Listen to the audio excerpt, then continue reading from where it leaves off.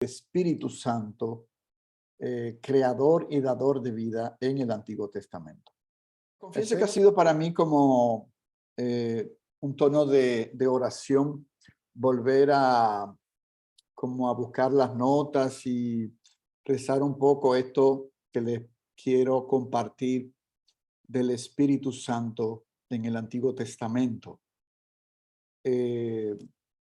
Y la verdad que la impresión con la que termino, después de ver las notas, es como si en realidad todo el Antiguo Testamento, en lo referente al Espíritu Santo, fuera una gran primera semana de ejercicios. La prefiguración del Espíritu Santo, su, digamos así, su revelación a lo largo de la historia del pueblo de Israel, es como una larga preparación para el encuentro con Jesús en una segunda semana. Perdonados y, digamos así, en un deseo muy grande de un mayor conocimiento de Cristo. Entonces, poniendo eso como de fondo, de plataforma, de la revelación del Espíritu Santo en el Antiguo Testamento, lo que decimos en el credo, Señor y dador de vida, y también lo que enfatizamos, creador y dador de vida, tiene que ver con una gran primera semana de ejercicios.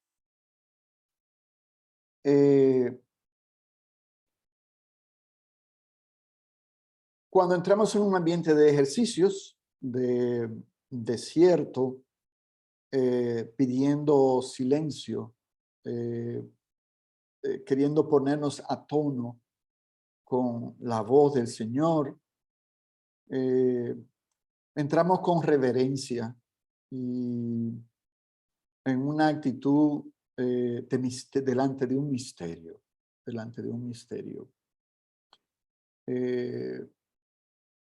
las expresiones más hondas que hablan del Espíritu, de la prefiguración del Espíritu Santo en el Antiguo Testamento, tienen que ver con la ruta del viento.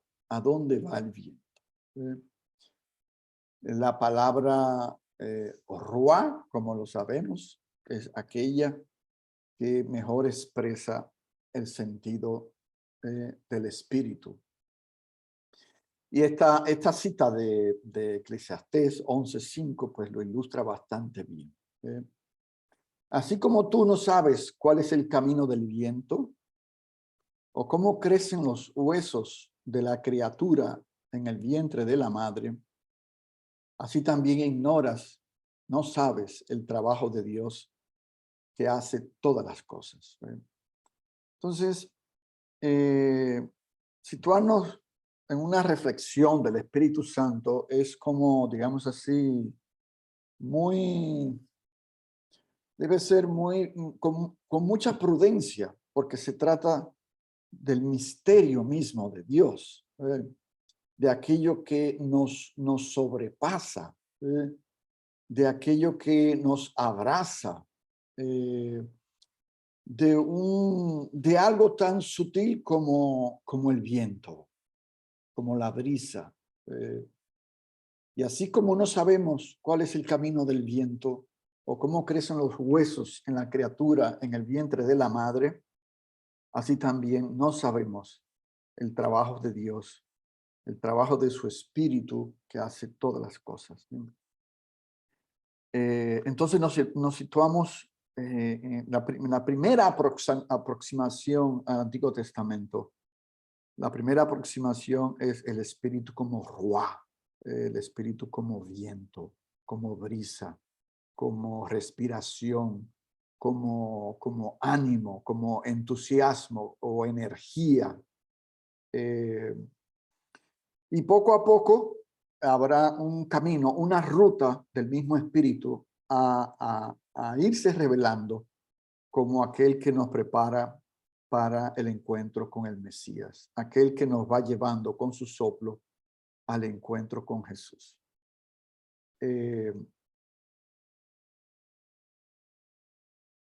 Entonces, la primera actitud delante del Espíritu es misterio y humildad. Empezando porque el Espíritu no habla de sí mismo. No dice, yo soy el Espíritu y esto y lo otro.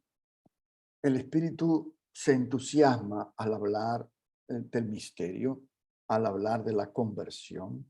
El Espíritu se entusiasma al hablar de justicia. El Espíritu se entusiasma en los profetas.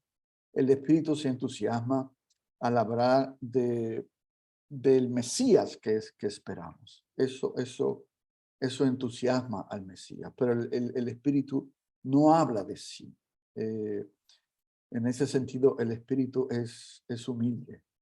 La tercera persona de la Santísima Trinidad, su persona es completamente referencial al Padre y al Hijo.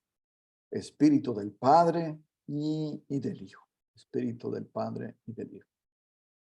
Y quizás también la primera pregunta que, digamos, en un tono de oración, es esta pregunta misteriosa, la ruta del viento. ¿Hacia dónde sopla el Espíritu en mi vida? ¿Hacia dónde me lleva la brisa suave del Señor? Eso es lo primero. Pero, ¿cuáles experiencias? Me voy a fijar en 2 o 3 experiencias del Espíritu en la Biblia, las conocidas por todos nosotros. Y la primera de ellas, el Espíritu Creador en el Génesis, aquella narración de la creación en 7 días, que Dios en el principio creó los cielos y la tierra era un caos total, y las tinieblas cubrían el abismo, y el Espíritu de Dios se movía sobre la superficie de las aguas. La verdad que la primera imagen que nos puede llegar es esa que un poco pongo ahí, hablando de la creación, etcétera. Pero en realidad ese texto hay que situarlo en su origen, en algo más grande. Y es situar ese mismo texto en el tiempo de el destierro de Israel, el destierro en Babilonia.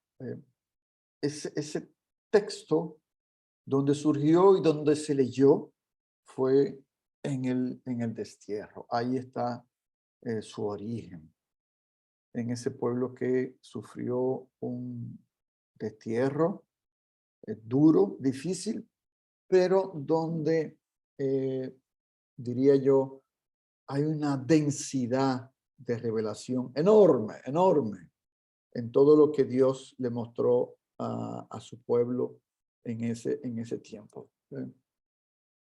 Entonces, la narración como sabemos, la narración de la creación en una semana,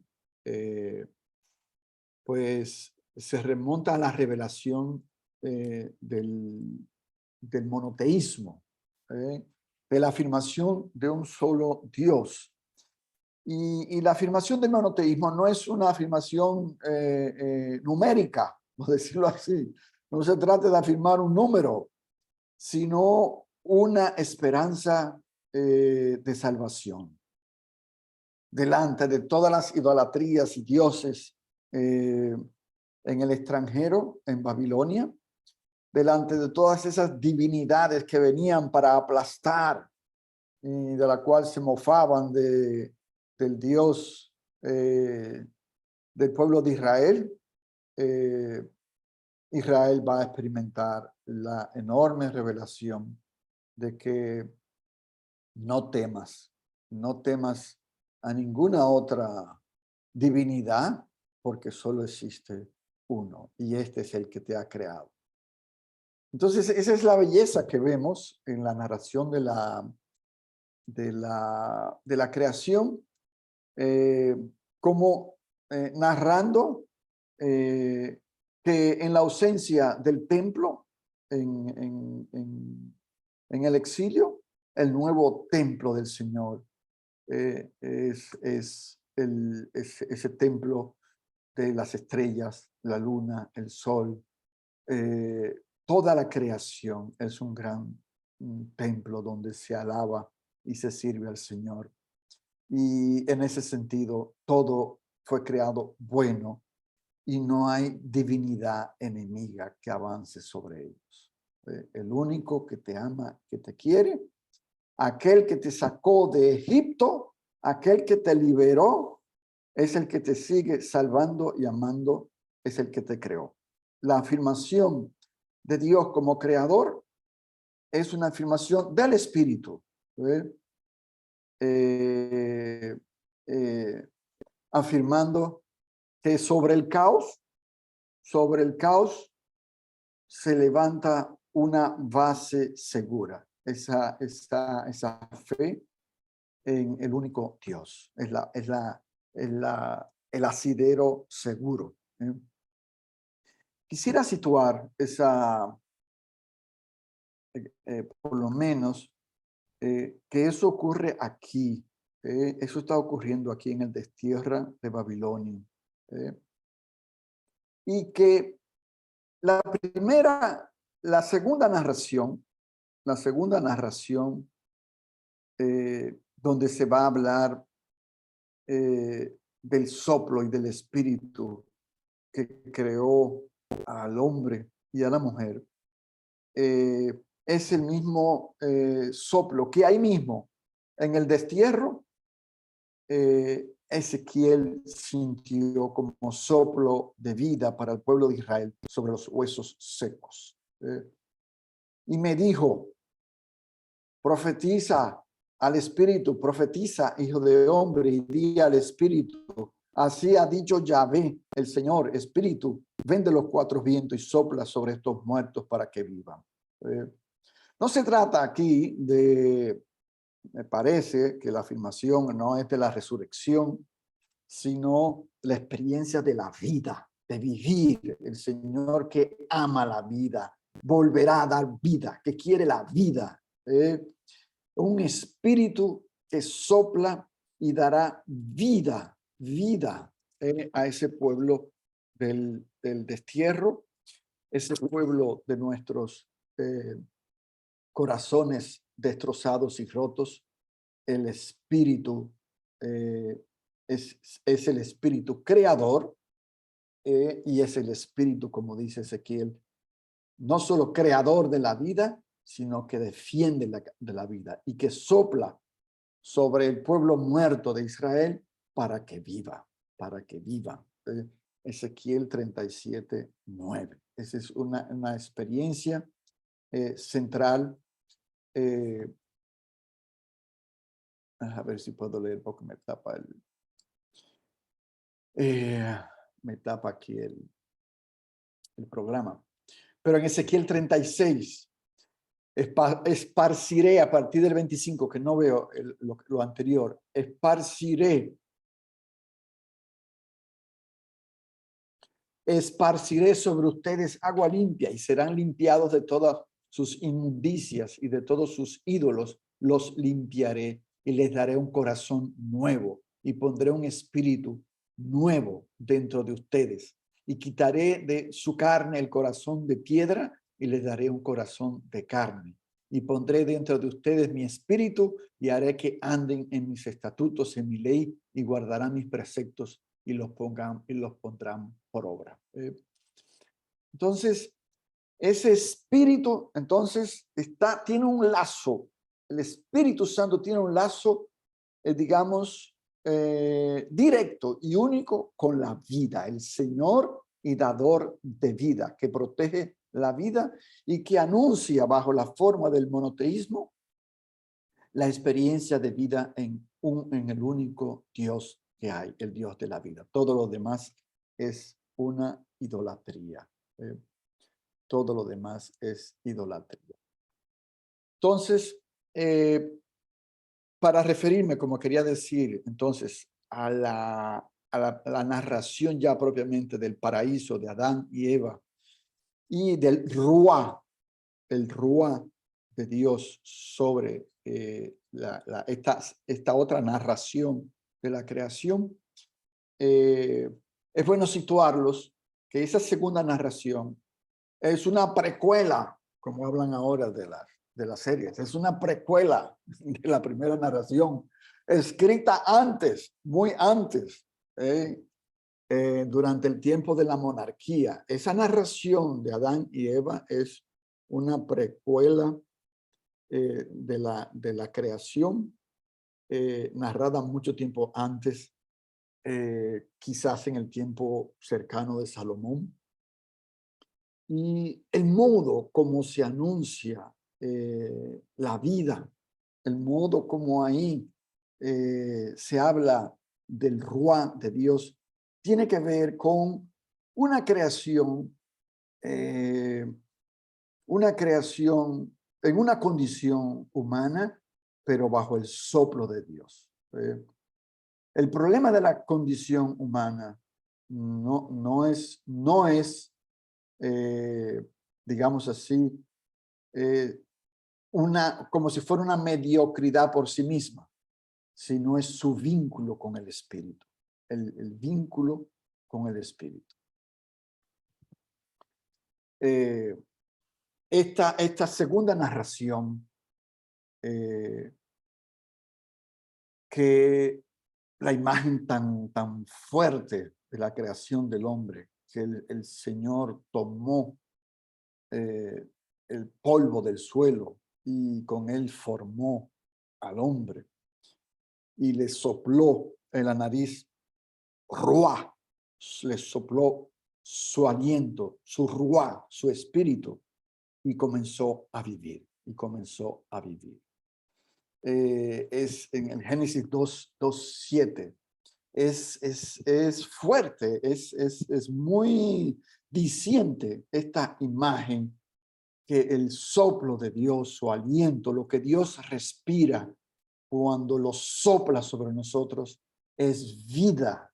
Dios está hecho de vida, Dios da vida, Dios alienta vida, protege la vida, y la hace nacer de donde no hay vida. Él es creador, y esa expresión nos crea desde el barro que somos. Nos crea desde el barro que somos. Esta imagen, vuelvo y repito, del vínculo que tiene el Ruá con la condición humana. Hay un vínculo hondo, profundo, de un Ruá que sopla sobre la condición humana, que la realiza, que la hace ser lo que ella fue llamada, imagen de Dios, imagen de Dios. Nuestra condición humana no es solo frágil, sino humana. Fuimos creados a imagen y semejanza del Señor. Y aquí hay que notar un cambio, digamos, un cambio enorme en la manera de relacionarse con el Espíritu. Hasta entonces, el Espíritu, la palabra Ruá, estaba enfocada en la realeza. Estaba enfocada, el grito de los profetas, el Ruá que ellos pronunciaban, era sobre los profetas, como aquí aparece en 1 Samuel 16. Y Samuel tomó el cuerno del aceite y lo ungió en medio de sus hermanos, y desde aquel día en adelante el espíritu de Yahvé vino sobre David, un espíritu que viene sobre el rey, porque el vínculo entre el rey y el pueblo es, digamos, que la vida circulaba a través del rey, y si el rey fallaba, se caía, se caía todo. La figura de la realeza es clave en sus inicios para comprender lo que hace el viento. El viento soplaba sobre el rey, ¿ve? Y soplaba sobre los profetas. El espíritu de Yahvé ha hablado sobre mí, y su palabra ha estado en mi lengua. Y soplaba para hablar al rey y hablarle al pueblo de la fidelidad a la ley, ¿ve? Es el espíritu como dice el credo, que habló por los profetas. Espíritu sobre el rey, espíritu sobre los profetas. El espíritu de Yahvé, que es espíritu de juicio y de fuerza. Y para anunciar la verdad y el pecado. Miqueas 3:8. Pero vuelvo a esto. A partir de la narración del Génesis, el Ruá tiene una extensión universal. No es solo sobre el rey, es sobre el rey, pero ese Ruá está siendo soplado en toda la condición humana. Es una condición humana donde existe una serpiente, una culebrita, que no vamos a explicar cómo vino, pero sí lo que hace, bajo la incidencia, o sea, incidiendo, instigando en que el ser humano pueda ir más allá de su condición humana para ser hijos de Dios. En la mentira de que nuestra condición humana es nuestra fragilidad, es el problema central de no ser Dios. Y ahí introduciéndonos la mentira de que no somos Dios, sí somos de condición humana, no somos imagen de Dios. Y el Ruá de Dios precisamente tiene este vínculo en la fragilidad humana. Y poco a poco se irá revelando que este vínculo como espíritu de lo que se irá a llamar más adelante, espíritu de santificación en la realidad humana. La fragilidad humana puede ser santa. La fragilidad humana puede ser de Dios. La fragilidad humana puede ser imagen de Dios. Y poco a poco se empezará a hablar más adelante de el Santo Espíritu, no del Espíritu Santo, sino de la santidad sobre nuestra frágil condición humana. Llamados a purificar nuestra vida, llamados a crecer delante de Dios, llamados a avanzar en las promesas, en la fidelidad a promesa, en el camino de ser totalmente humanos y en el camino de ser totalmente Dios. Entonces, por eso se irá pasando poco a poco del espíritu de la realeza al espíritu de la condición humana. Y ese viento, entonces, luego del mismo Génesis, aparecerá como viento que viene sobre nuevas creaciones.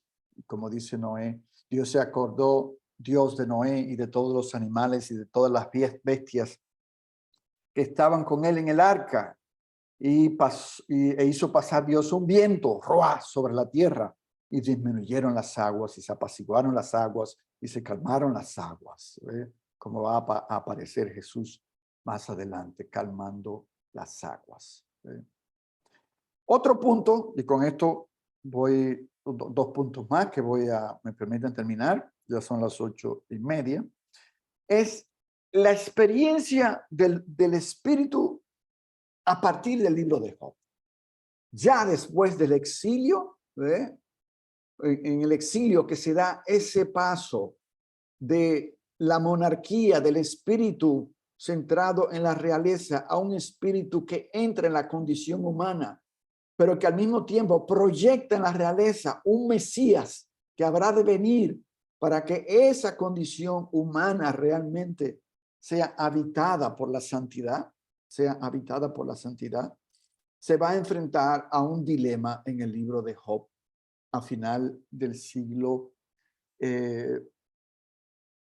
100, 200, 300, 400 años, ya regresando Israel después del exilio, se va a enfrentar al gran problema del libro de Job, que presenta el libro de Job.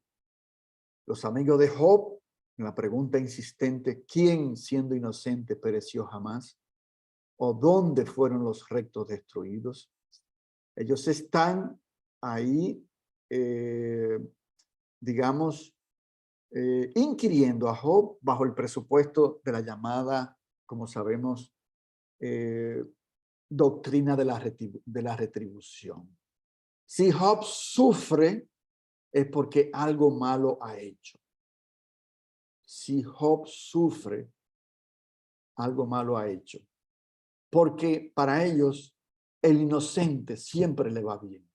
Los rectos, los buenos, nunca fueron destruidos. Y por eso la gran pregunta de los amigos a Job: ¿quién, siendo inocente, pereció jamás?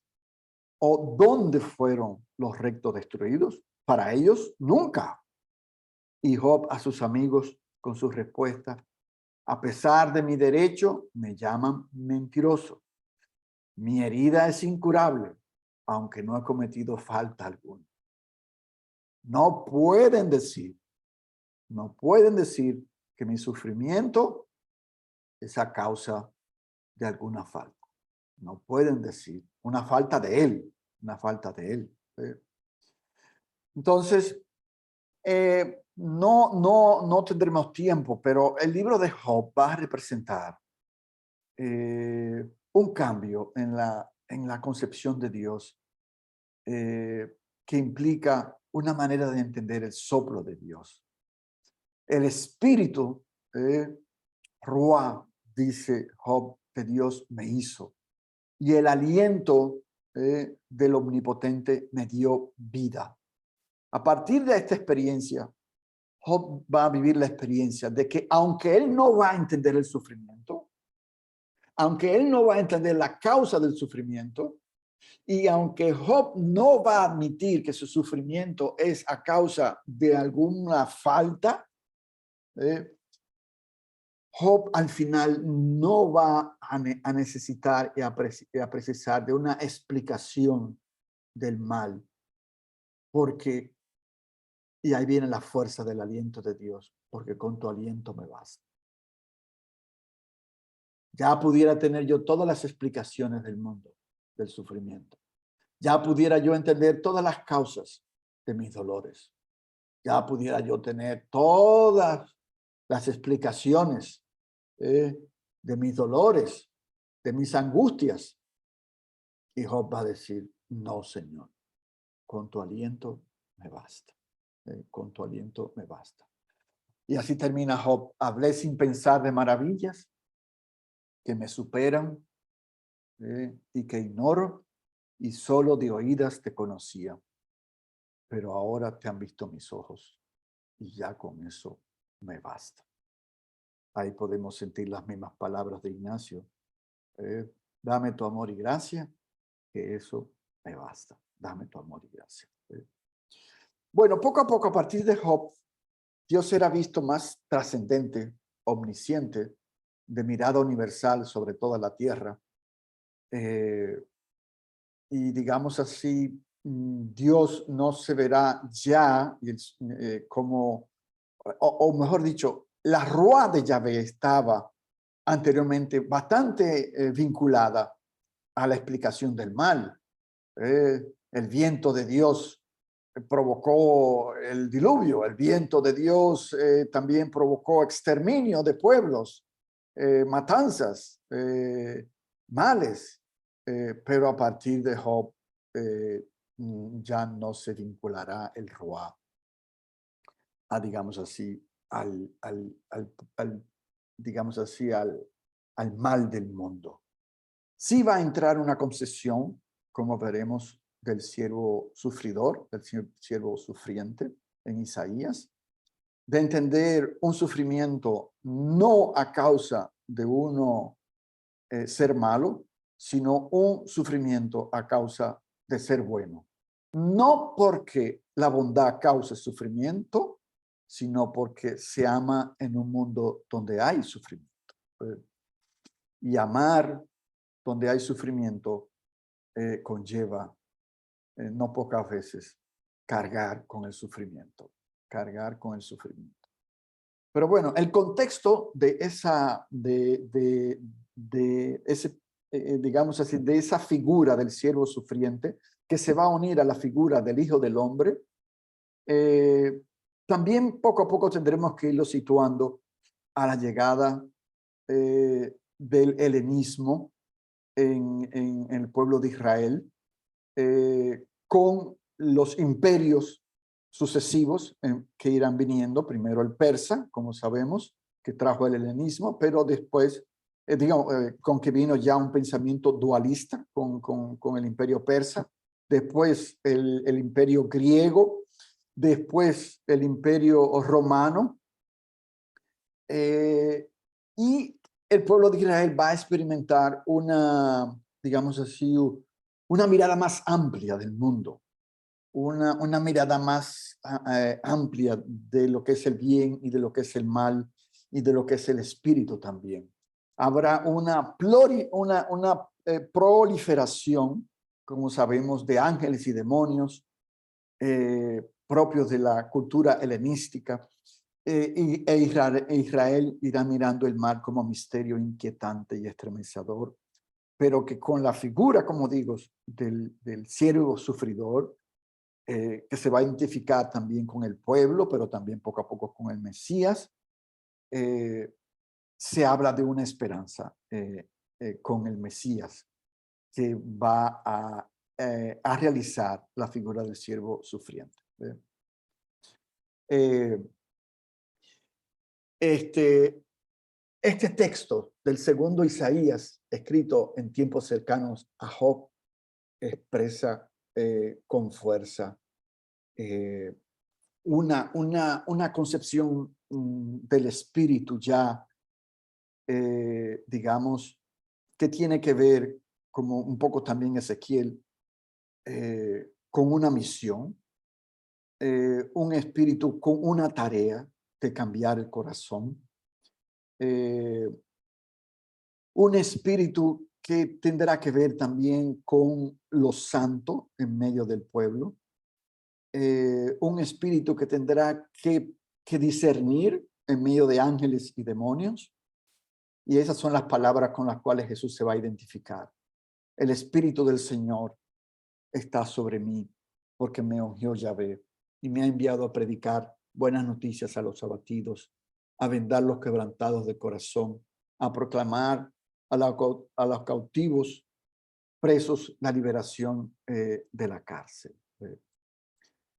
La comprensión del Espíritu de Dios, como digo, a partir del segundo Isaías,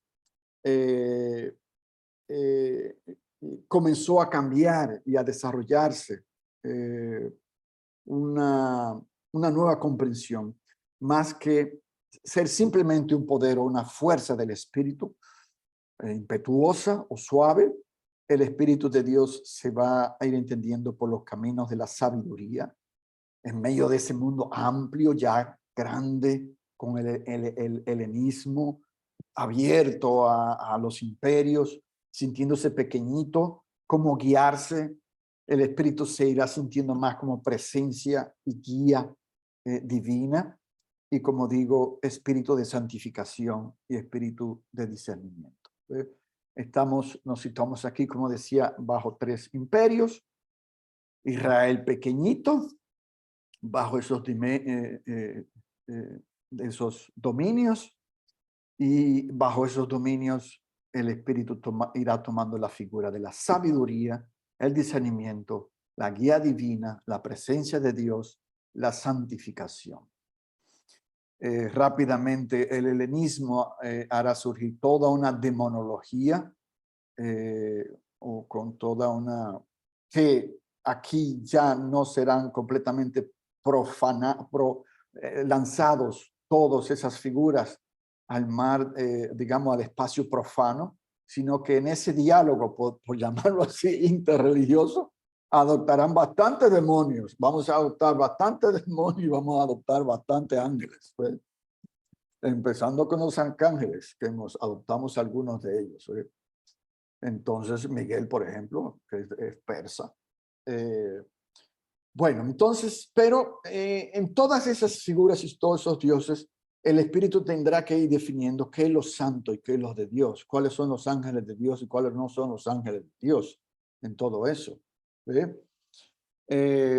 Entonces, digamos así que el espíritu hizo surgir una angelología en frente de toda la demonología, y también entendiendo que cuando decimos demonología no es en términos simplemente negativos, porque los demonios, los daimones, eran no solo negativos, sino también había daimones buenos. Y bueno, pero ya a partir, como sabemos, de Agustín, dijo, vamos a arreglar el lenguaje, los daimones son los malos y los ángeles son los buenos, y bueno, ya eso es otro lenguaje. Pero en ese tiempo sí fue que también se perfiló lo que se va a discutir en la patrística, toda la angeología. Pero hay que saber que ella nace de un diálogo cultural más grande y donde va a integrar numerosas figuras intermedias de relación con Dios, porque Dios se veía demasiado trascendente y Dios se veía demasiado, así como los reyes. Y así se constituyó una concepción de Dios en aquel tiempo, que Dios tenía una jerarquía, guardianes, etcétera. Y como sabemos en el libro de Job, precisamente la figura de Satanás va a quedar perfectamente integrada dentro de esta jerarquía como el ángel caído, porque en Job precisamente ese ángel, Satanás, es empleado de Dios, o como interpretan algunos, hijo de Dios, creado por Dios. Y si hay mal, pues no va a ser de un principio dualista malo, sino de una caída por la libertad. Pero bueno, el espíritu, y no por eso San Ignacio y todo vamos a heredar una angeología, el ángel bueno, el ángel malo, en medio de tantas figuras y de tantos intermediarios. El espíritu hizo surgir cuáles son los buenos y cuáles son los malos. Y hasta, como sabemos, Ignacio usamos de ese lenguaje, cuáles son los ángeles buenos y cuáles son los malos.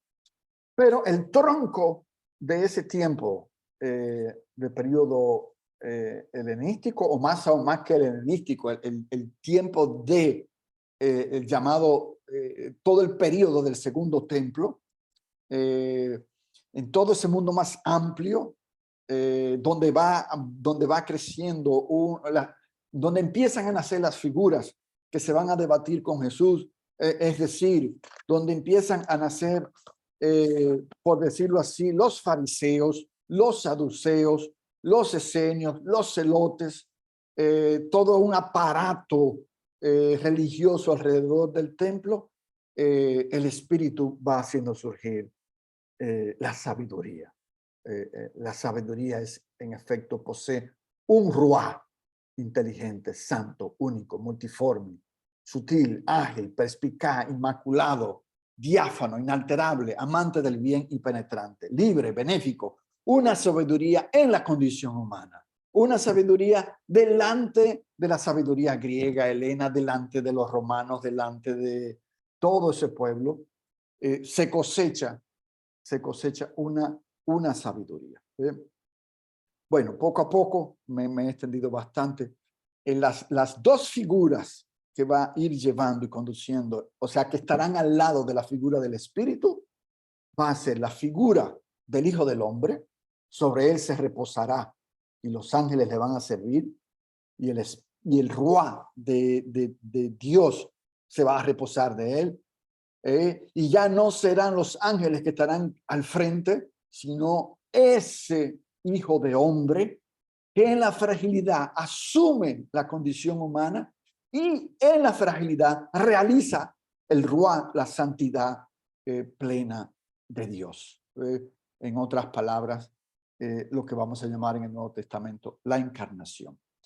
Entonces, esas dos figuras del Hijo del Hombre y del siervo sufridor, que tendrán bastante que ver con el Apocalipsis de Daniel, también con los macabeos, con toda la apocalíptica de final del helenismo tardío. La figura del Espíritu apunta a la realización de un Hijo de Hombre, hacia un Mesías que realmente esperamos, y que ese Mesías será plenamente el Rey, que de él partirá nuestra santidad, el Rey que de él derramará su espíritu sobre nosotros, como lo había prometido desde David, ¿no? Entonces, con esto ya acabo. ya desde el comienzo del Éxodo, la gran experiencia fundante, el viento, Ruá, que partió el mar en dos, y en medio dejó un camino de tierra seca, que liberó a Israel. Ese mismo viento es el viento que sopló después en los profetas, es el mismo viento que fue dando vida al pueblo de Israel en el exilio, ese mismo viento que acompañó, digamos así, la condición sufriente del pueblo de Israel, ese mismo Ruá que poco a poco se fue manifestando como sabiduría, como discernimiento entre ángeles y demonios. Ese mismo Ruá que es energía y presencia de Dios es el que estuvo desde los comienzos. Hay ahí, como decía, un movimiento bastante similar a la dinámica de la primera semana de ejercicios, una experiencia fundante, un Dios creador que después se va a revelar como Dios, que va a revelar nuestro pecado, que va a revelar nuestra condición humana y al mismo tiempo el ser llamados al amor, a sentirnos amados eh, eh, por ese amor. Eh, eh, si me dijeran qué me queda de todo esto, eh, yo diría que tenemos un reto muy grande en nuestra fe de creer que Dios tiene suficiente aliento, suficiente aire, suficiente vida eh, para responder en términos de salvación, de liberación, de planificación, la condición humana. Llevamos una condición humana herida, somos hijos del pecado, llevamos un deseo enorme de trascendencia bajo la experiencia de una fragilidad aplastante, y el Espíritu nos conduce a la comunión con una encarnación en este mundo. Eso es una gran buena noticia. Dios, plenamente Dios en la condición humana, completamente en nuestra condición humana. Dios, espíritu de santificación, espíritu de vida. Esa es la vida, ¿no? Bueno, de que el espíritu es invisible y que no... es como la afirmación de un Dios que no le hace falta quitarle puesto a algo para hacerse presente. Dios sopla en la creación, Dios sopla en nuestros corazones, Dios sopla en nuestras vidas y grita en su palabra. Sí, incluso también Ruá tiene la connotación de la respiración jadeante de la mujer en el parto y del alivio que trae y de la felicidad que trae. Eso se expresa también con la palabra Ruá. Pero significa un poco la connaturalidad sin ser panteísta de Dios con nosotros, sino la trascendencia de Dios. Dios es capaz de estar en ti sin ser tú, y Dios es capaz de estar en mí sin ser yo. O sea, es la trascendencia. Dios es trascendente. Dios no es concurrente. No es concurrente. Y por eso es que es sujeto a discernimiento. Porque aunque se deja sentir como brisa suave, sabemos por San Ignacio que la brisa a veces es tan tenue que hay que discernirla por otros efectos, pero en todo caso, lo que está diciendo que no es, la invisibilidad no corresponde a un límite de Dios comunicarse con nosotros,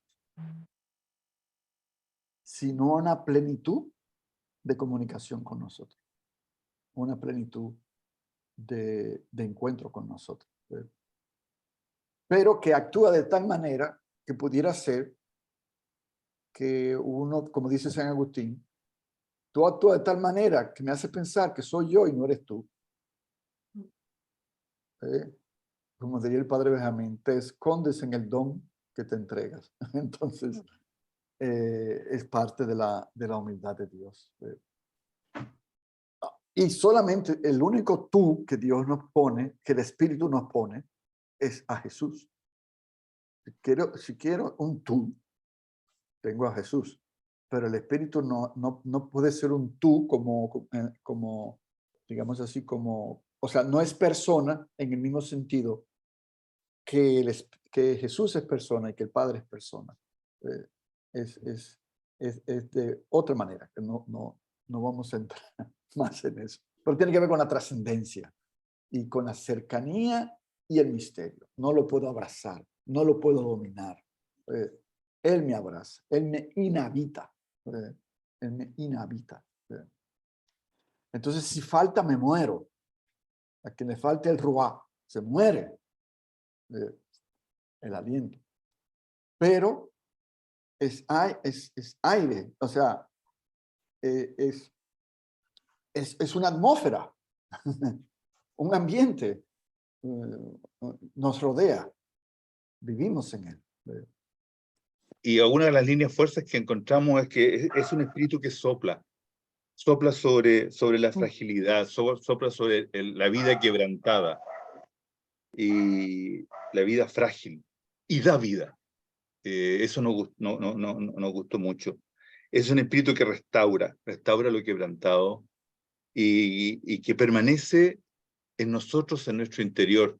Esa parte fue bien bonita.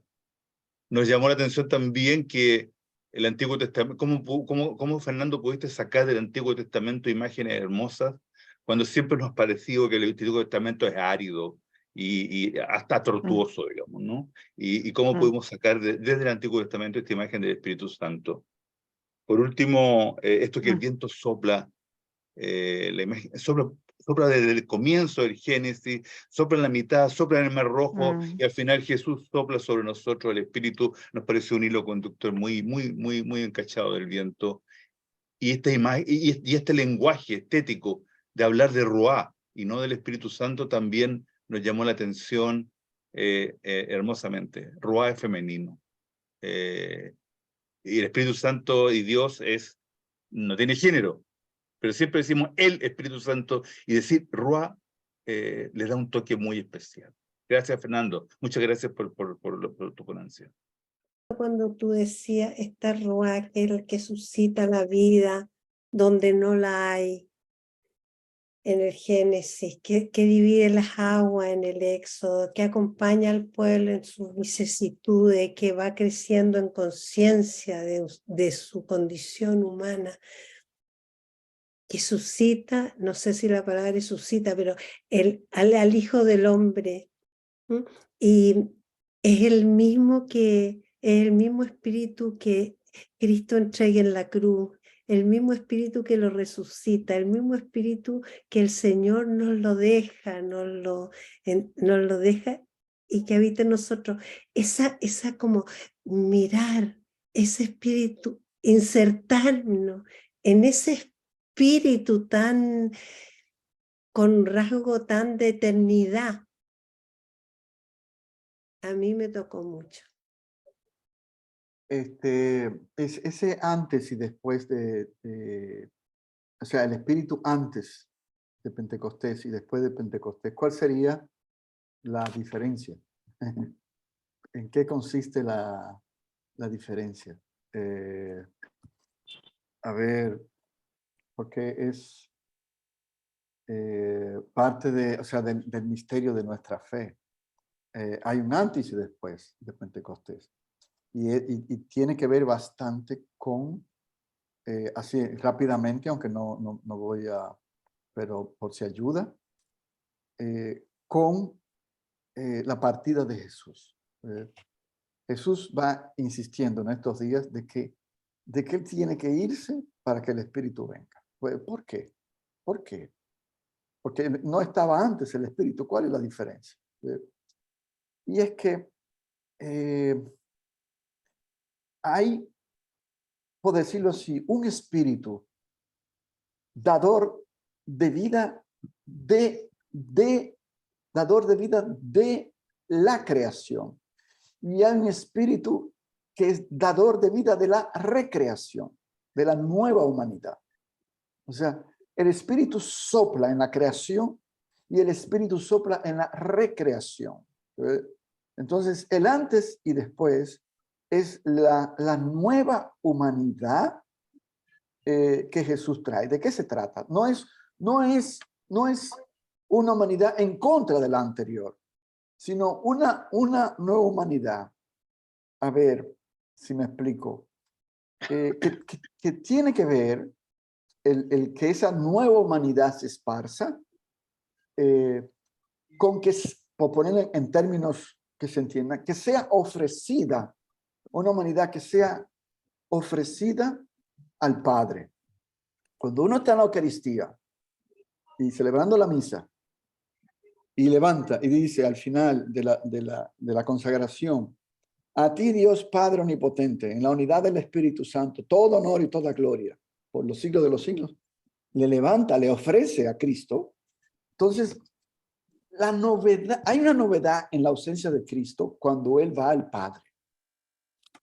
Y es que el Padre va a acoger en su misterio la humanidad que ha vivido Cristo, la condición humana que ha vivido Cristo. El Padre quiere abrazar esa condición humana. El Padre, dentro de su plan de salvación, quiere abrazar la condición humana de su Hijo. Nunca lo ha abrazado, digamos, en la eternidad, en la condición humana. Y Él quiere abrazar, plenificar, santificar, llenarse de esa condición humana de su Hijo. Entonces, en nuestra fe, cuando el Padre asciende, y que en esa condición humana está también la nuestra, unida por la muerte de Cristo. O sea, por la muerte de Cristo, la condición humana de Cristo está unida a nosotros en una alianza eterna. O sea, la muerte nos hace hacia Cristo frágil completamente, uno de nosotros. Esa muerte completamente lo fragiliza al Hijo, lo hace completamente polvo, lo hunde en la muerte. Y cuando es elevado, ese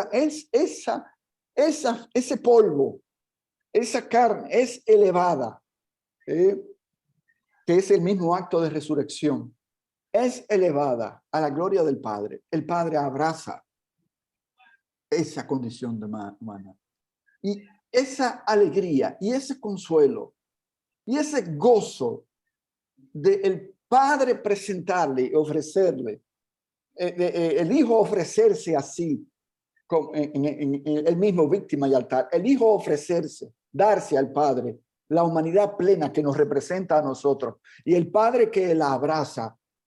Hay una plenitud de comunión en el Espíritu. Hay una unión, un amor, un vínculo eterno que se sella, que se amarra, que se derrama sobre nosotros.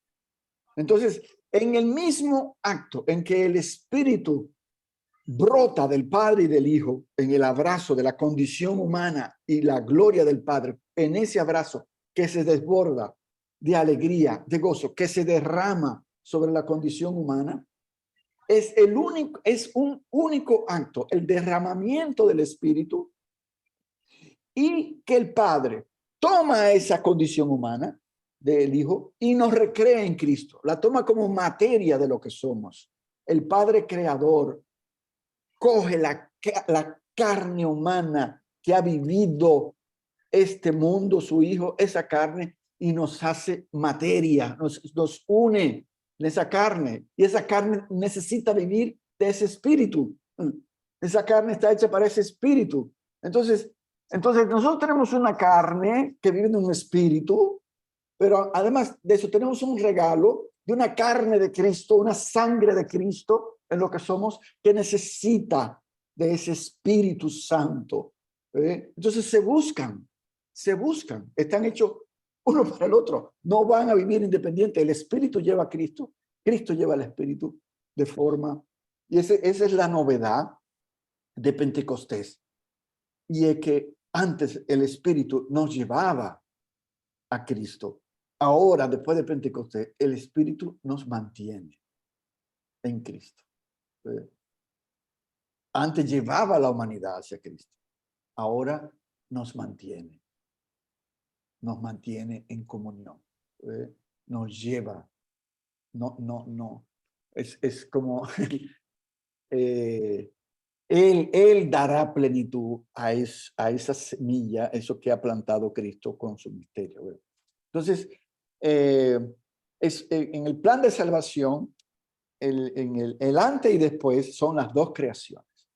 La creación de Dios, un espíritu que está en el progreso del mundo, un espíritu que está en la libertad de los pueblos, un espíritu, como diría Hegel, que guía el progreso, que guía la liberación, la injusticia, un espíritu, pero al mismo tiempo un espíritu, digamos, del Hijo, que es capaz de ordenar los sentimientos, el sufrimiento, lo imposible, la enfermedad, el dolor, unirlos a un misterio, digamos así, de santificación, de redención, de ser Cristos en Cristo, de ser Cristos en Cristo.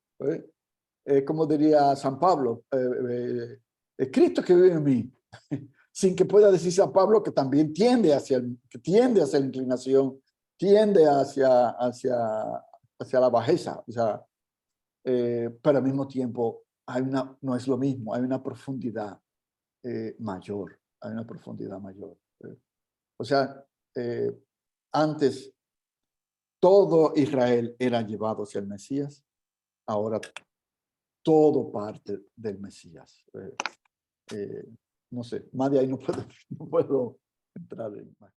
En la historia del pueblo de Israel, el espíritu, y no solamente del pueblo, sino que de la creación entera, el espíritu estaba antes creando y sosteniendo y guiando a esta creación y a este pueblo, también a los hombres, a nosotros también nos crea y nos va sosteniendo y nos va guiando de alguna manera. Como dice San Ignacio, no solamente nos crea, sino que nos cría también, como dicen algunas personas. Y todo eso para sostenernos en nuestra fragilidad, en nuestra debilidad también, para poder sacarnos de ahí, de alguna manera. Eso. La Gracias, experiencia Fernando. personal de haber sido sacada, de estar hueso y que te dé carne, de los momentos más grandes de fragilidad, haber experimentado la fuerza del espíritu que te da vida. Esa experiencia compartida por todos es maravillosa. El espíritu que sostiene en la fragilidad, sí, eso es tan verdad. Es una... no hay mucho que decir porque es simple y eso es lo mejor que existe. Él es paráclito, o sea, compañero, abogado, defensor, dador de vida.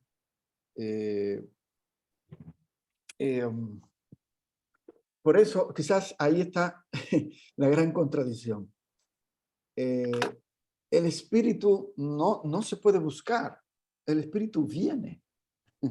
existe en el venir. Él está viniendo, está soplando. O sea, es como si yo saliera a buscar el Espíritu, pero sí, o sea, es la actitud del que viene, que será, o sea, el que uno acoge, el que recibe, que uno tiene que ser como consciente de que viene, o sea, en el fondo, hablándome de Jesús, hablándome de la vida y dando vida. Esa imagen de Ignacio, de consolador, el resucitado que consuela, es tan del Espíritu. O sea, nunca es más bien utilizada la palabra aire, respiro, que con la palabra consolación. La consolación es el ruá, es la ruá, como decíamos. La consolación, la ruá. Cuando se libera uno del peso, cuando le entra. Sí, entonces, que prometida, la consolación prometida que vendrá. Espíritu también que no podemos negar que también conduce al desierto. No en el sentido de que empuja al desierto, sino que quien nos conduce en el desierto. O sea, el Espíritu que nos hace atravesar y acompañar y poder el desierto de la condición humana, los desterrados hijos de Eva, pero también el que nos hace experimentar el cielo en la tierra, en medio de la fragilidad, el que hace experimentar la eternidad en el tiempo, el que hace experimentar lo infinito en la nada. Y por eso el lenguaje más propio a veces será la mística, la nada y el todo, lo finito, lo infinito. Son metáforas del misterio.